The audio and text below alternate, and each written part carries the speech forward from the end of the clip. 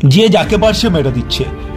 আর আমাদের মিডিয়া যুদ্ধ নিয়ে, হরমুজ প্রণালী নিয়ে অতি নাটকীয় ভঙ্গিতে মিথ্যা কথা বলে যাচ্ছে। আমরা তৃতীয় বিশ্বের দেশ, আমাদের কাছে মিডিয়ার মানি দৈব মানি। কলকাতার রাস্তায় ছেড়ে দিলে গুগল ম্যাপ ছাড়া এক গলি থেকে আর এক গলিতে যেতে পারবে না যে সমস্ত রিপোর্টাররা, তারা দেখছি তেহরানের রাস্তায়, তেল হাবিবের রাস্তায় দৌড়ে বেড়াচ্ছে, আর ওদের মাথার উপর দিয়ে মিসাইল উড়ে বেড়াচ্ছে। ইসরায়েলের প্রধানমন্ত্রী ইন্ডিয়ান মিডিয়াকে মিসাইল লাগার আগে মনে হয় হোয়াটসঅ্যাপে ডিটেলস দিয়ে দিচ্ছেন।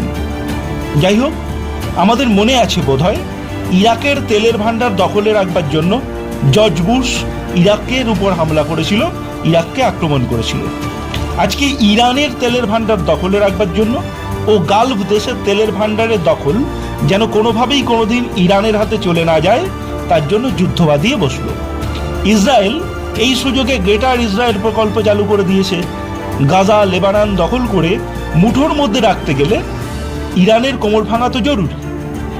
যদিও যুদ্ধ যেদিকে যাচ্ছে, আমেরিকা ইসরায়েলের এই প্ল্যান কতটা সফল হবে বোঝা মুশকিল।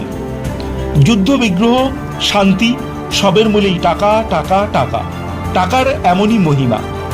এই যে আমরা সম্পর্ক গড়ি, সম্পর্ক ভাঙি, সবার পেছনেই তো টাকা। তাই ডোনাল্ড ট্রাম্পের জায়গায় আমি থাকলেও আমিও বোমা মারতাম। রাষ্ট্রনায়করা তো এই আমাদেরই প্রতিনিধি। আমরা ইতিহাসের দিকে তাকালে দেখব যত যত যুদ্ধ বিগ্রহ হয়েছে সবই সম্পত্তির লোভে।